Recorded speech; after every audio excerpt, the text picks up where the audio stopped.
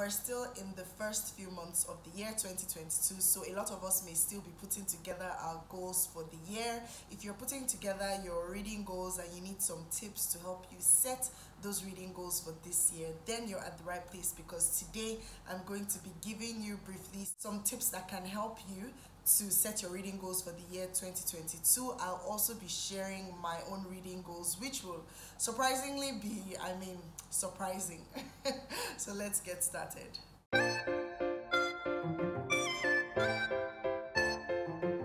Hi guys, welcome back to my YouTube channel. It's Rachel here. As always, hit that subscribe button so you never miss a thing. You can like this video as well so that it is referred to other viewers. So from the title of the video, like I said, I'm going to be sharing quickly some tips that can help you set your reading goals for 2022.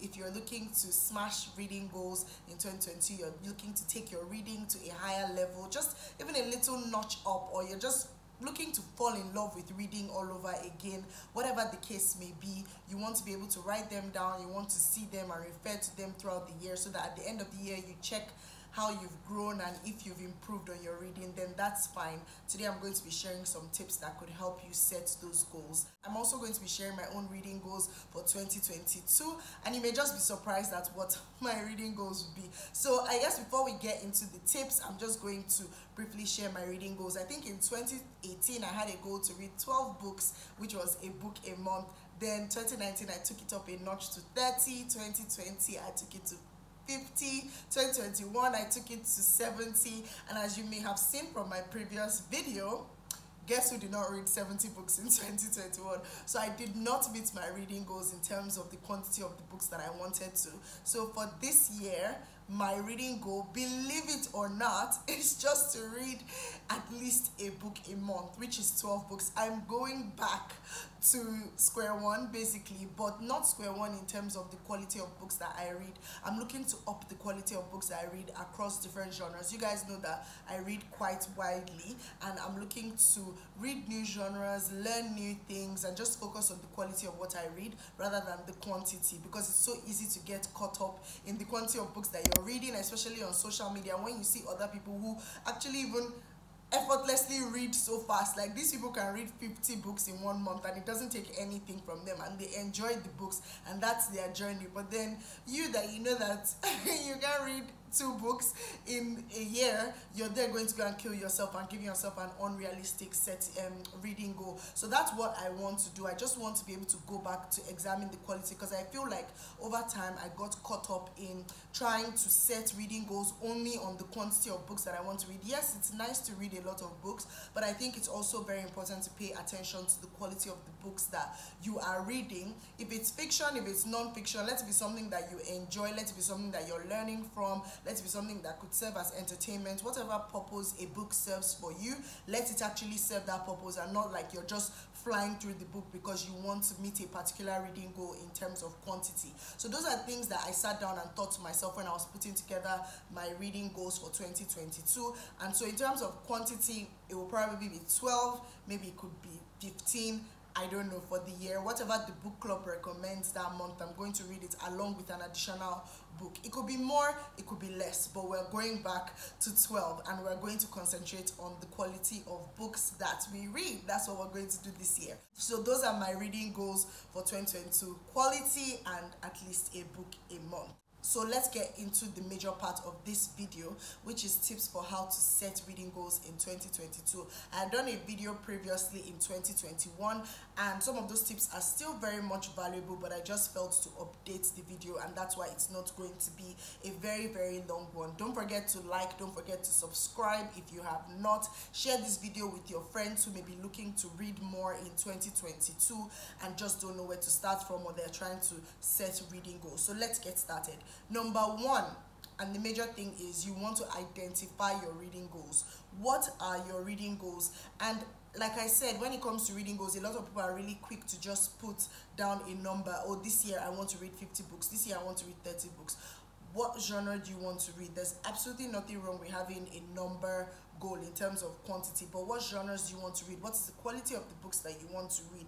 Who are the authors you want to read more of? Do you want to read faster? Do you want to read more? Do you want to even just fall in love with reading? You want to identify what your reading goals are that are important to you.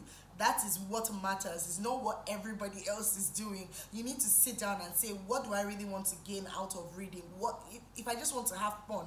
That could be a reading goal. I just want to have fun with books this year. That could be a reading goal. So just make sure that you are not looking at what other people are doing, but first you need to identify your reading goals.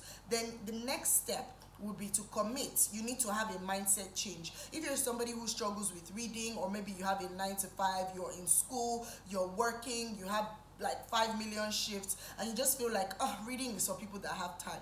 Wrong, because a lot of people that read are like the busiest people on the planet. You see Bill Gates, Oprah Winfrey, they're always reading. Like, these are CEOs and people who have Fortune 500 companies. If you check them out, they're always reading. So why is it that they're able to create time for reading? So you need to have a mindset change if you really want to read more this year. And as you're setting those goals, you can't be setting them with the same mindset that you had last year.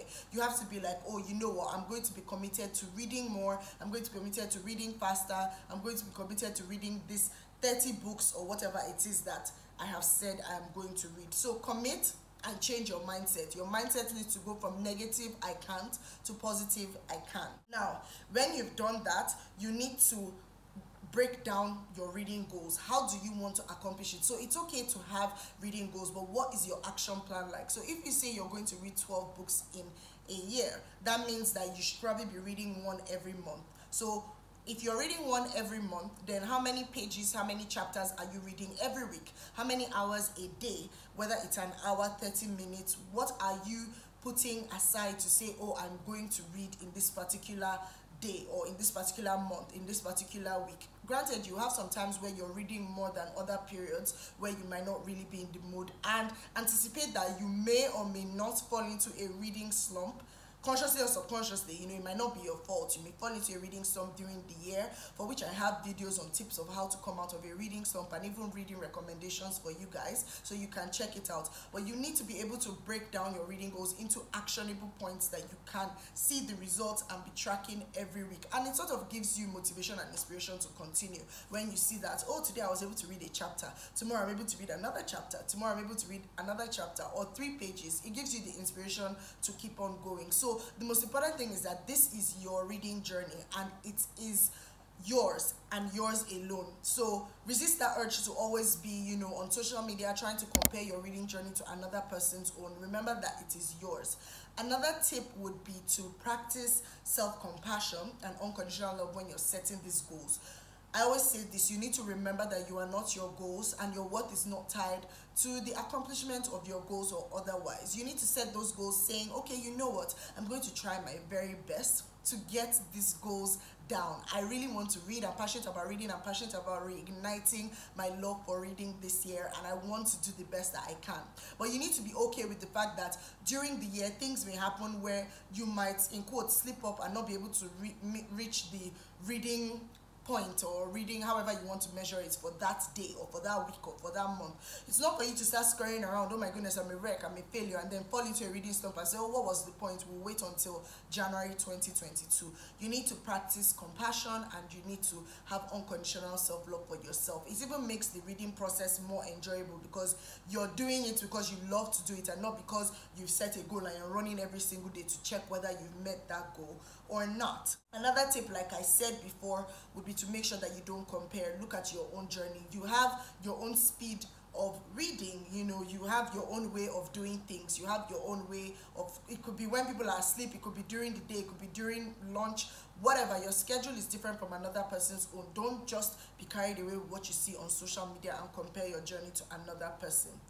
Another tip would be to be very realistic when you are setting your goals. Now, you want to set your goals because it is based on you, your love for reading, your passion for reading, where you want to get to. If you want to become a reader, right, that's even a different thing. So that's why I'm saying don't compare, because somebody else could have set a goal to read 100 books this year and you struggle to read a book a year. So why would you want to set a goal for 100 books a year? You have to be realistic. You have to look at yourself and say, okay, where am I? Yes, it's good, I can have lofty goals, I can have goals that scare me, but they have to be realistic in the sense that you settle down and find out how exactly you're going to achieve those goals and make it work. You have to make it work. You have to be committed. You have to change your mindset, but don't get carried away looking at other people's goals to set yours. Another tip would be to find inspiration. Sometimes we want to read, we desperately want to read. I've been, like you might have seen in my previous videos, I've been in a very, very bad reading slump for like the past how many months. I want to read, like I want to reignite that love for reading. I want to pick up a book and just sit in the silence and just enjoy it, you know. But then things happen and reading slumps come up. So regularly, I would say find inspiration. Even as you're setting the goals, make sure that you find inspiration that will keep you going, things that will keep you motivated, whether it's watching YouTube videos, whether it's subscribing to new book channels, whether it's coming up with different ideas. You may even want to start a book channel. It could be a YouTube channel, a book blogging channel, anything that is free, that doesn't take money, just so that you have ahead of time that, oh, as I'm reading books, I want to be sharing with people. You might even want to start a book club. I want to be sharing with people. I want to be able to connect with other book lovers so I can get inspiration to keep on reading. You might be reading something and you're halfway through and you're like, oh, I don't even know. And then you meet somebody who has read the book and the person is like, yes, I totally loved it, I think you should finish it. That's inspiration. So ahead of time, you need to plan where you're going to get inspiration from along the way and along the year. You might still get more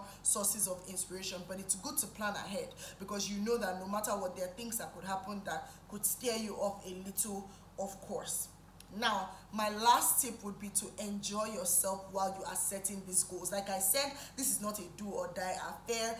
This is a proper thing that you're doing because you love to do it. So it's not a do or die affair. You don't have to like be scribbling down things and saying, I must do this. If I don't do this, I will not, you know, be happy. I will not reward myself. No, enjoy yourself while you're setting your goals. Set your goals out of the specialness, if there's a word like that, of who you are. Set it from within yourself. Look only to you when you're setting those goals, you know, and say, okay, this is what I really want to do, and I'm going to have a great mindset while I'm achieving it. So enjoy yourself while you're reading. I wish you an amazing reading year in 2022. In the comments, share with me if you've already set your reading goals. Share with me in the comments how you set your reading goals, what goals you have, if you're okay with sharing them. And thank you so much for watching this video. I hope that you're able to smash your goals at the end of year 2022, and we'll be back to celebrate you guys. So thank you so much for watching this. I'll see you in my next video. Bye.